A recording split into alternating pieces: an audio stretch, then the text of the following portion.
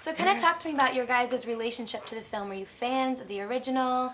I loved the original, yeah. I saw it for the first time when I was 10 or 11 or 12, and I've seen it about 10 times since, I suppose. When I heard they were remaking this, I was a bit dubious and didn't think it was the best idea, and then I read it and I liked it, and I met him and I liked him, and that was it. You've been watching me. I've been watching you. Your mom, there's a kind of neglect, gives off a scent. And your girl, she's ripe. It's on you to look out for them, because there are a lot of bad people out there, Charlie. And then it worked. No, Magic from yeah, there. I don't know if it worked, but I was willing to go to work. Yeah, I was willing to go. You're up. What about the script? Was there any scene that sort of popped out to you where you were like, I can't wait to play this out? If you as an actor read a script and you find you're liking it, sometimes your lips will be moving. You'll be saying the lines as you're reading it. Like for me, my lips will start moving and I'll be already imagining saying the lines. And with that in mind, the scene at the kitchen door between myself and Anton. Oh yeah. That was one scene. I was like, that was one scene. Thank God. Thank God. Yeah. I was I'm like, glad. do you remember it? I was wearing a navy T-shirt. I was very white. I was kind of trying to be imposing. No. Okay. She would have been great if she said, which scene was that? Yeah, I know. I'm Yeah. trying to replay it in my mind. Yeah. I'm like, yes. So For me, when I I only read the prepared script, 6 months it was, for it.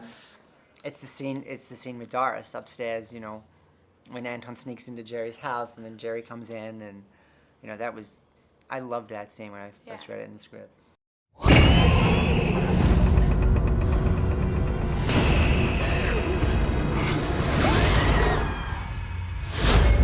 Hey, guy. I was very frightened during And then that even part. when we first That's because you're a sexual deviant. when we first met, and it's like one of the first things we talked about was that scene. Sexual tendency. Yeah.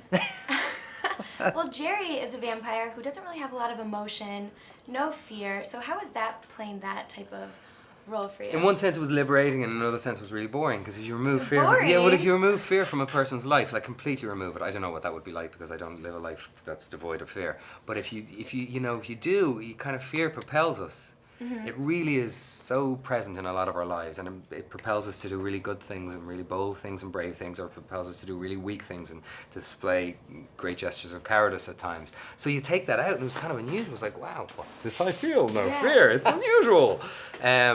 But it was also liberating because Jerry wasn't confined by human emotion and this, human thought patterns and stuff. So it was just, I got to play a really brutal and really kind of sinister character. It was a blast. Yeah, well, you did a good job with it. Thank you very much. If I do say so. Thank you very much. This movie's a lot different from the original in the fact, Ed is the one that sort of suspects Jerry is a vampire.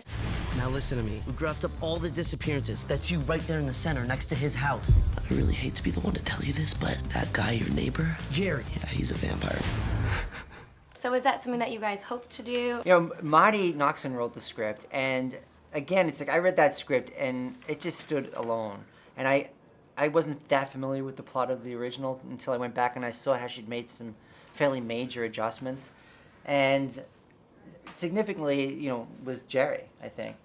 Jerry and Peter Vincent. Yeah, and Peter Vincent. And just who in himself also made some significant adjustments with his while he was with yes. his leather jocks. There was that one.